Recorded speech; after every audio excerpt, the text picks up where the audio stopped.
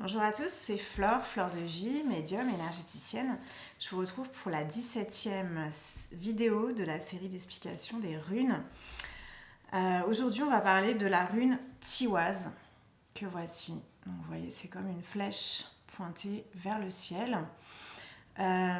Tiwaz, elle représente une lance. Là, on voit clairement. Ça peut aussi représenter l'axe du monde. Donc l'arbre sacré qui maintient l'équilibre des mondes dans la mythologie nordique, l'Yggdrasil. Cette rune, c'est la première rune du 3e Aet.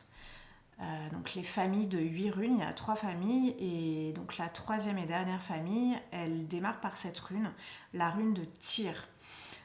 Tyr, donc c'était un dieu, je vais en reparler plus loin.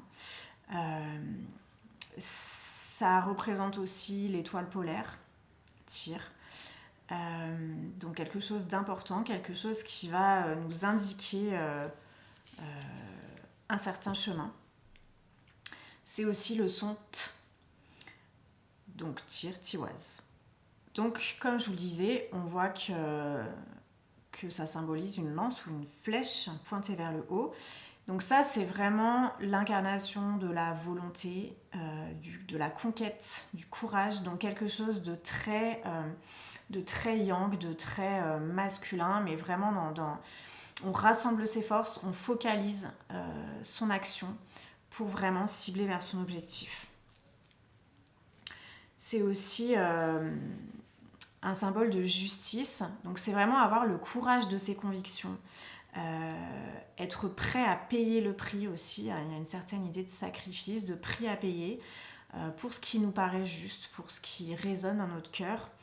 Donc comme je vous disais, c'est la rune du dieu Tyr. Ce dieu dans la mythologie nordique a sacrifié en fait sa main droite pour attacher le loup Fenrir qui menaçait l'ordre cosmique, l'ordre du monde. Donc en attachant ce loup, il a en fait perdu sa main.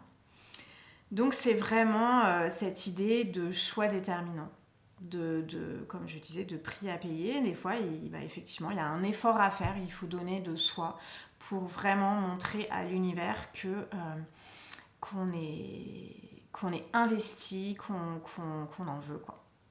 Alors on n'est pas obligé de perdre des choses matérielles et physiques, mais en tout cas il y a vraiment cette idée de montrer qu'on est investi, qu'on a le courage d'aller au bout des choses.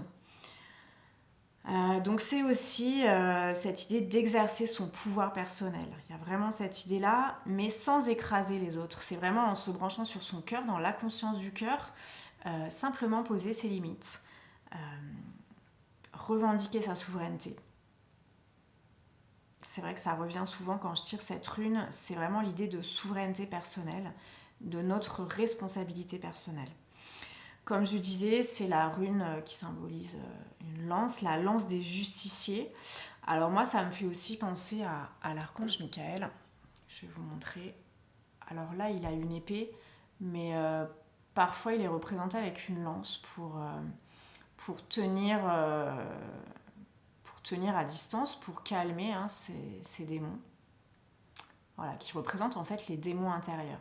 Donc le justicier divin, c'est aussi l'archange Michael. Donc vraiment, ça nous dit, cette rune, qu'on concentre des forces positives pour remplir, pour réaliser un objectif. Donc c'est un peu comme So Willow, on est vraiment dans cette idée d'accomplissement, de succès. Mais là, il y a aussi l'idée de justice. Donc si la cause est juste, pour le bien de tous, donc si c'est dans la droite ligne, alignée avec la justice divine, on pourra avoir gain de cause grâce à l'énergie de Tiwaz. Donc ça nous parle aussi de discernement et d'intégrité, pour vraiment rester aligné sur ce qui est juste pour soi et aussi pour les autres. Comme je disais, ça représente l'axe du monde. Donc après l'illumination qui nous est venue avec So Willow, on a cette idée d'élévation vers le divin. Donc quand on tire Tiwaz à l'endroit, il y a vraiment cette idée de succès grâce à l'énergie qu'on va déployer. Ça ne tombe pas comme ça tout cru dans le bec.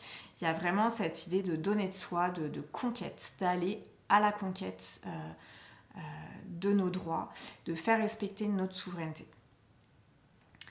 Donc, je viens de le dire, la défense des droits, tout ce qui est justice va être favorisé si on tire cette rune. Il y a aussi une idée de sexualité qui va être mise en avant avec cette rune. Si on tire Tiwaz renversé, du coup, elle tombe. Si on tire Tiwaz dans cette position, ou aussi dans un autre sens, mais surtout dans cette position-là, ça peut indiquer un combat non assumé ou un blocage dans notre énergie. On a du mal à passer à l'action parce que soit on est bloqué par des peurs, soit voilà, on n'a pas envie d'aller au combat. Sachant que c'est avant tout un combat intérieur, souvent pour calmer notre ego.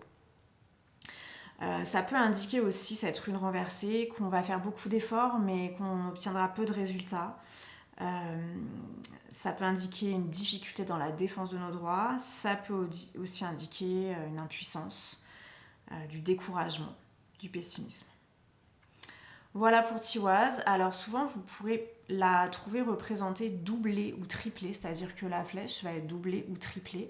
Ça renforce bien sûr l'idée de victoire de la rune.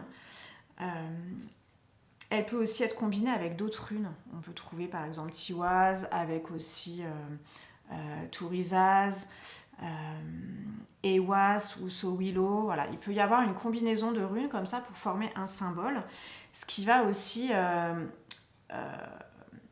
renforcer ou nuancer l'idée. Par exemple, une combinaison va symboliser la victoire, une autre le succès, une autre la défense.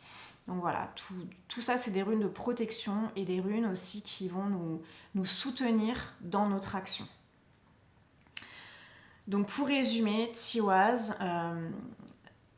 c'est vraiment cette rune qui nous indique qu'un grand pouvoir implique une grande responsabilité.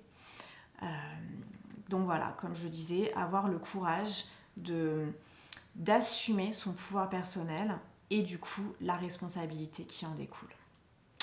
Voilà, je vous souhaite une très très belle fin de journée et je vous dis à demain pour la prochaine rune.